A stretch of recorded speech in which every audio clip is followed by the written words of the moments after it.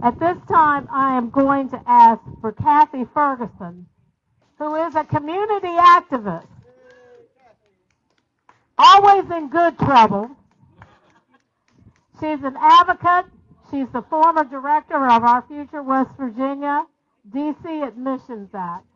So I am just so happy to bring Kathy up because this is what democracy looks like.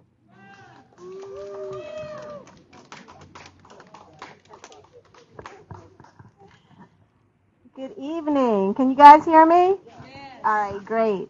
I'm here to talk about D.C. statehood, and this is actually tied to voting rights, to the John Lewis Voting Rights Act. I'm going to start a little bit. This might sound familiar to you. On January 6th, 2021, all of America and the world at large became witness to an insurrection as hundreds of people invaded the Capitol grounds, destroying things and people they crossed paths with in an attempt to stop the certification of votes that would establish Joe Biden as the duly elected 46th President of the United States of America. Many, myself included, wondered and verbally questioned why the National Guard wasn't called up to support this overwhelming mob at the Capitol, who overwhelmed the Capitol Police in thwarting their efforts of that mob. The mayor of D.C. was deemed incompetent by many for her perceived failure to make that call for National Guard assistance. But the reality is that the Guard can only be called up by the governor of their respective state jurisdiction. And unfortunately, D.C. is not a state. In the District of Columbia, the President of the United States is the only one who can call up the Guard as he or she presides over them. And so it doesn't take much to imagine why we know and now understand why that relief was not provided in the immediate crisis. This is one little fact of many that's an argument for D.C. gaining statehood, its ability to be autonomous via the passage of the D.C. Admissions Act. It truly feels incredulous that in 2024, the 700,000 plus residents of Washington, D.C. still exist in a literal and figurative state of taxation without representation. I mean, don't we all remember that elementary history lesson about the rallying cry of no taxation without representation that sparked and underscored the American Revolution? It's still germane in our life and times, and yet again, that is our truth in 2024.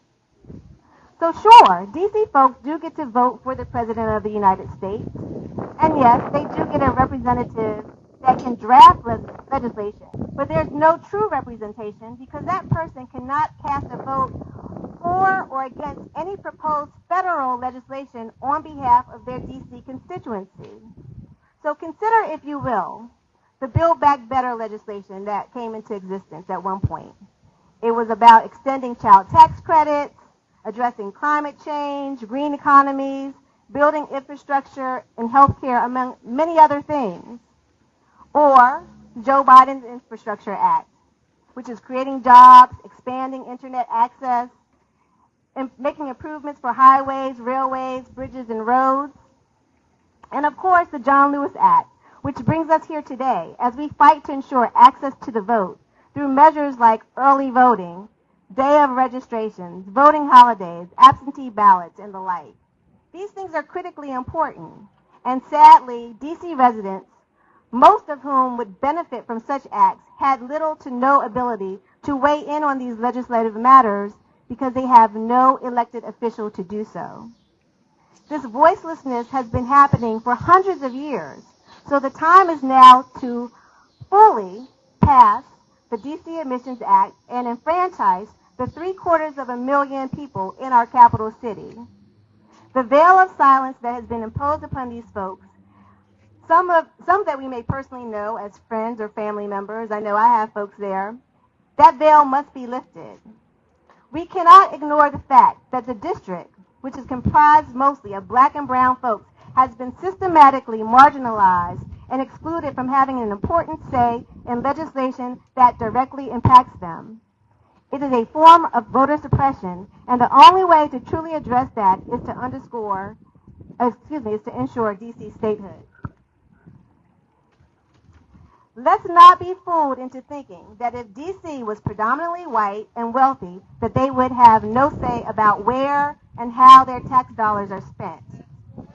They would certainly be afforded the 2 congressional reps they're deserving of and the senator that they are due. History bears that out, because incremental gains towards full representation and statehood have come as the District of Columbia has become more and more gentrified. Again, let's not forget nor deny the longtime generational inhabitants of D.C. and giving them their due. People who played a large role in creating the historical, cultural, and social mecca while attending to the needs of the political elite for generations. Folks that have paid more for taxes per person than any other state. They deserve the vote. Voting rights for D.C. shouldn't just stop at casting a presidential vote or their city council. D.C. statehood is critical and crucial for ensuring all eligible Americans that they're fully franchised to weigh in on federal level democratic reforms. We no longer should operate with an in due time mentality. It's time. It's past time that we address D.C. statehood as an American right, as a civil right, and more importantly, it's the right thing to do. Pass the D.C. Admissions Act now.